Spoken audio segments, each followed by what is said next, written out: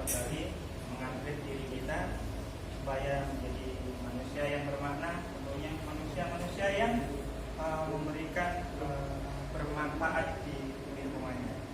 Oke, sebelum Bapak mulai, silahkan dipersiapkan diri dulu buku-bukunya, buku paket yang dari Kementerian Agama. Silahkan dibuka terlebih dahulu. Tentunya materi hari ini adalah yang materi sebelumnya, yaitu tentang taubat. Oke, Bapak juga lagi mempersiapkan diri.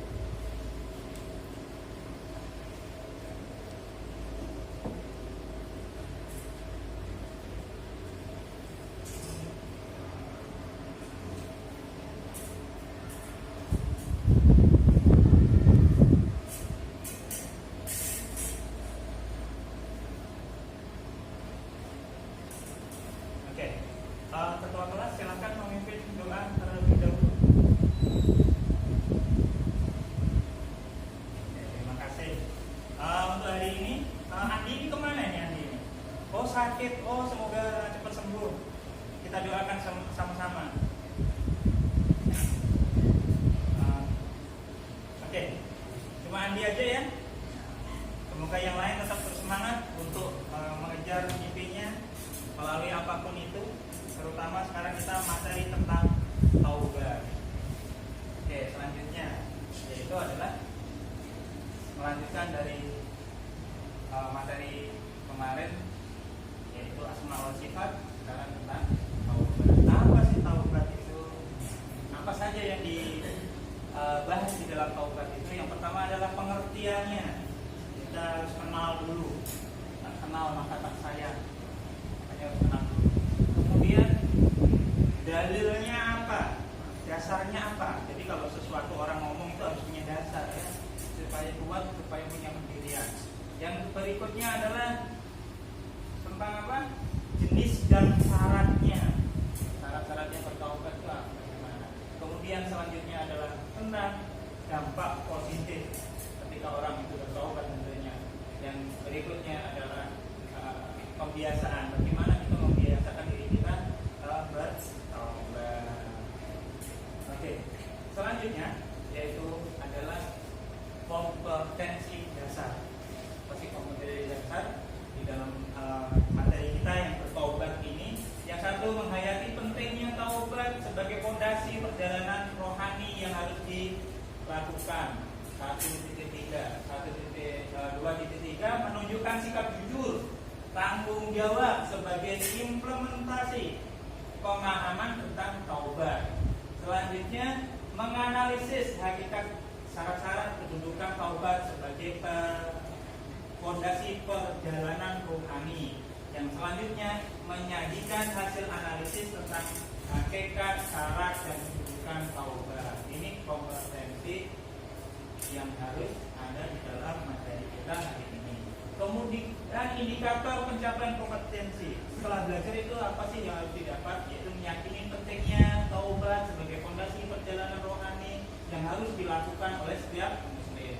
Yang kedua, membiasakan sikap sikap jujur dan tanggung jawab sebagai implementasi pemahaman tentang taubat. Selanjutnya, menguraikan pengertian taubat, menelaah, merinci syarat-syarat taubat, menguraikan kedudukan taubat, menguraikan keutamaan taubat sebagai fondasi, kemudian mendiskusikan tentang hakikat taubat yang nantinya kita akan diskusi sama teman kita sekitar tempat duduk kita saja.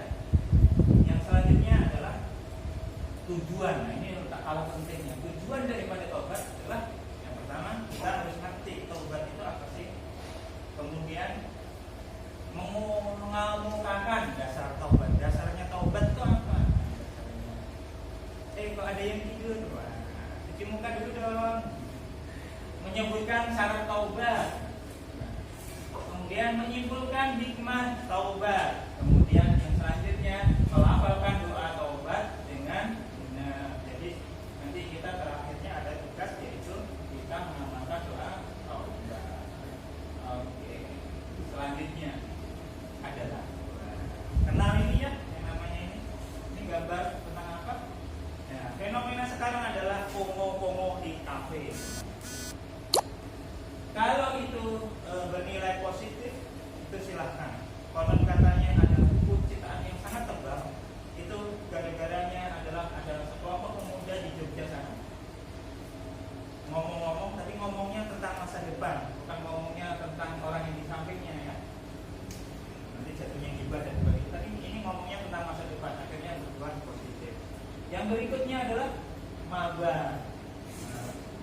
gak ada salahnya.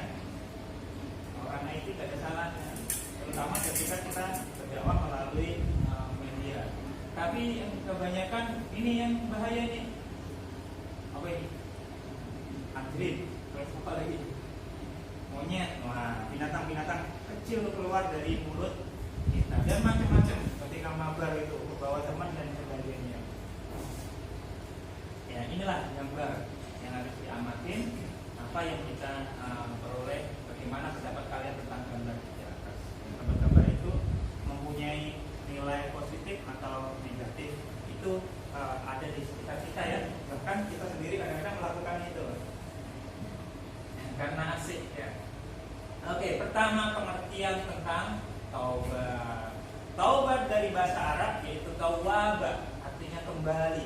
Kembali maksudnya adalah apa? Yaitu kembali kepada Allah Subhanahu wa taala atau kembali ke jalan yang benar, didasari keinginan yang kuat dalam hati untuk tidak melakukan dosa-dosa yang pernah dilakukan. Itu dosa-dosa yang pernah dilakukan. Kemudian selanjutnya hukum perintah taubat. Perintah taubat hukumnya apa? Yaitu adalah bertaubat hukumnya wajib. Berarti siapa yang melakukan dosa? Pak, saya nggak pernah dosa. Nah, nanti kita bahas. Jadi semua orang itu pernah melakukan dosa ya. Nanti kita bahas ya. Oke, perintah dalam Quran bertaubat. Ini dalilnya adalah salah satunya surat An-Nur ayat 31. Ya, si Muhammad silahkan dipraktekin. Bacain. Oke, benar sekali. Makrotnya benar, semuanya benar. Alhamdulillah ya. Yaitu yang terjemahnya adalah dan bertaubatlah kamu semua kepada Allah, wahai orang-orang yang beriman, agar kamu beruntung. Jadi taubat tadi menyebabkan si yang bertaubat menjadi orang-orang yang beruntung. Oke, jenis syarat taubat. Ada jenis dan syarat. Satu, jenisnya tentunya taubat yang menyangkut dosa terhadap Allah.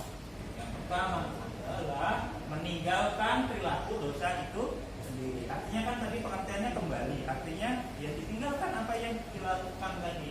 Itu. Yang kedua, menyesali perbuatan maksiat yang telah dilakukan. Jangan sampai seperti makan apa itu ayam geprek atau mie setan yang level 10. Sudah tahu pedes diulangi lagi. Nah, itu bahaya. Begitu juga taubat, ya. Jangan sampai diulang-ulang terus. Nanti istighfar aja atau gimana. Berniat tidak mengulangi lagi, ini penting ya, niat tidak mengulangi. Yang kedua adalah taubat menyangkut dosa terhadap sesama manusia. Syaratnya apakah itu? Yang tentunya di sini yang tidak tertulis adalah kalau dosanya sesama manusia, maka dia wajib hukumnya minta maaf terlebih dahulu terhadap manusia yang kita buatin dosa tersebut atau yang kita rugikan tersebut. Meninggalkan perilaku dosa itu otomatis. Menyesali perbuatan maksiat yang telah dilakukan. Berikutnya, berniat tidak melakukan lagi selamanya. Nah, nanti teman kita juga jengkel, katanya tobat-tobat, ternyata dia mengulangi hal yang sama lagi.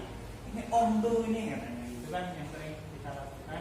Membebaskan diri dari hak manusia, maksudnya hak-hak yang harus kita tinggalkan terhadap manusia yang lain. Oke, berikutnya dampak positif. Pengaruh positif daripada sikap taubat adalah bagi pelaku sendiri dicintai oleh Allah Subhanahu wa taala sebagaimana ayat inna Allaha yuhibbut tawwabina wa yuhibbul mutatahhirin. Allah sangat mencintai bagi siapa? Yang orang-orang yang mutatahhirin, yaitu mensucikan diri mereka. Jadi sangat dicintai oleh Allah orang yang kembali kepada Allah Subhanahu wa taala tersebut. Mohon maaf ini aplikasinya tidak tahu gimana ya.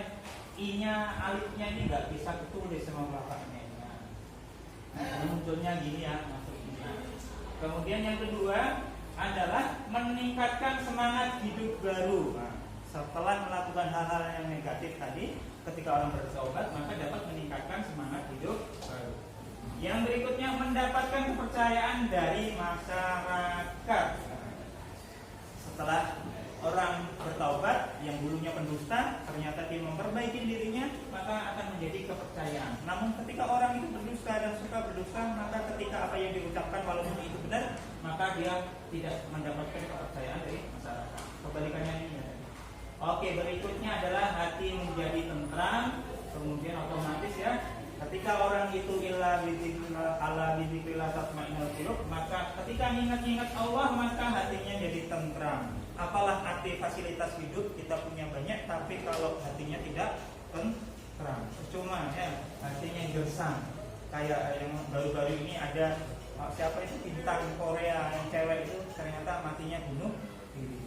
Ternyata bedanya orang Indonesia dengan orang luar negeri salah satunya gitu. Kalau orang luar negeri itu pengen mencari terus untuk sebuah prestis buat dirinya. Ketika gagal dia depresi. Tapi kalau orang Indonesia mencari sesuatu, dapat alhamdulillah, kurang alhamdulillah. Kami kebanyakan kurangnya atau selalu alhamdulillah, sehingga tidak meningkat yang baik.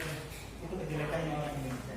Kedua, meningkatkan keimanan dan ketakwaan kepada Allah Subhanahu wa Ta'ala. Diampuni dosa-dosanya otomatis ya.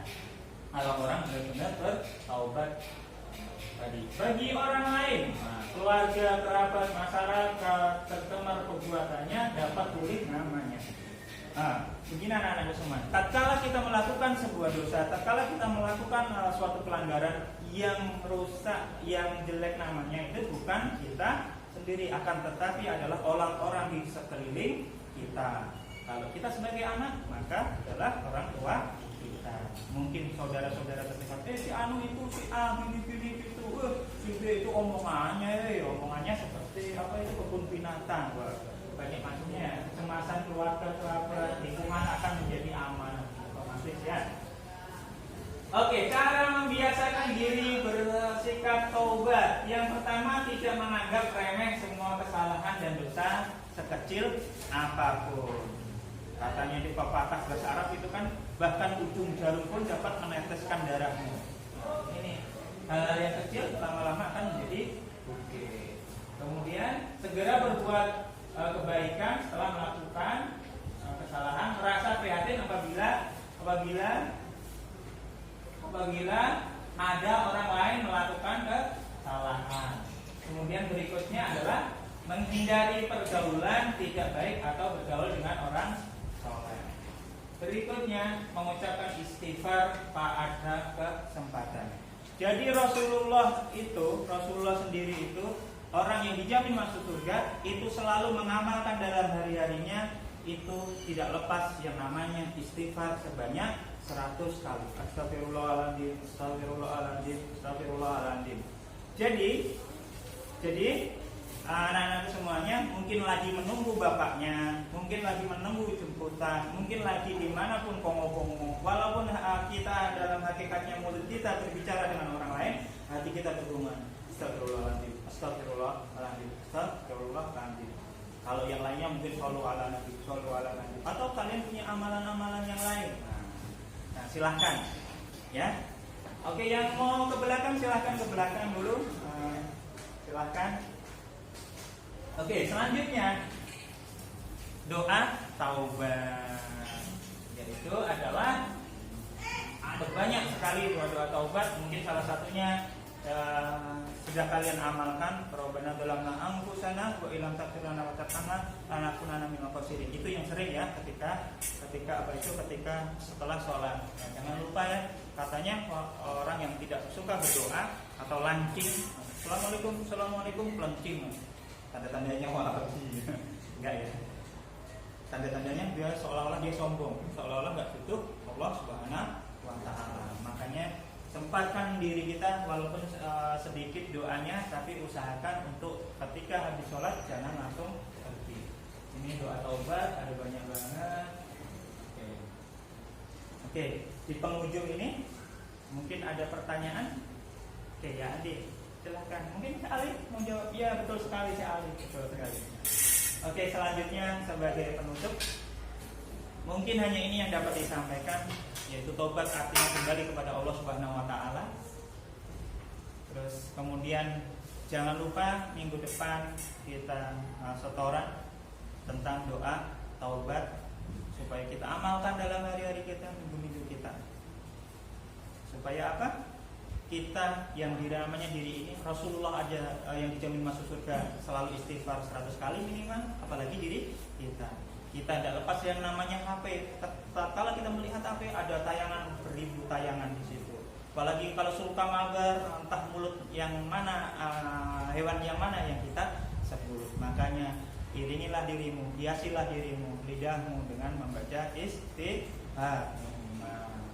Nanti minggu depan juga kita selain hafalan tersebut, maka ada ulangan nilai pengetahuan, penilaian keterampilan, dan penilaian sikap.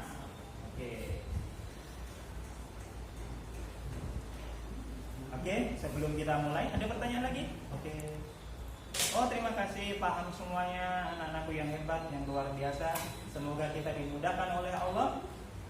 Jangan sampai kita khatamallahu ala qulubihim wa ala sam'ihim wa ala absarihim bisawatu walahum adzabun lasyadid. Artinya kita dibutakan, di telinga kita ditulikan, rasa kita tentang kesalahan kita ditutupin. Artinya kita nggak ngerti kalau kita melakukan kesalahan. Jangan lepas pesan Bapak, jangan lepas yang namanya istighfar. Jangan lupa diamalkan dan dihafalkan, yaitu doa taubat. Ada banyak macamnya, silahkan. Kalau mau panjang berarti nilainya lebih bagus. Kalau mau pendek ya nilainya sesuai dengan pekerjaannya. Oke, mari kita tutup bersama-sama dengan membaca doa Hafaratul Majlis, yaitu doa sesudah belajar. Subhanaka Allahumma wa bihamdika astaghfiruka wa atubu ilaik.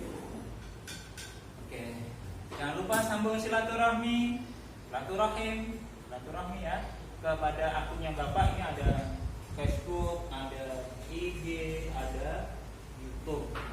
Saya ngikutin perkembangan kalian. Kalian suka yang mana, saya ikutin. Ini pun yang membuatin kakak-kakak kalian ya, akun-akun ini. Luar biasa kakak-kakak kalian. Bahkan sampai kunci juga katanya.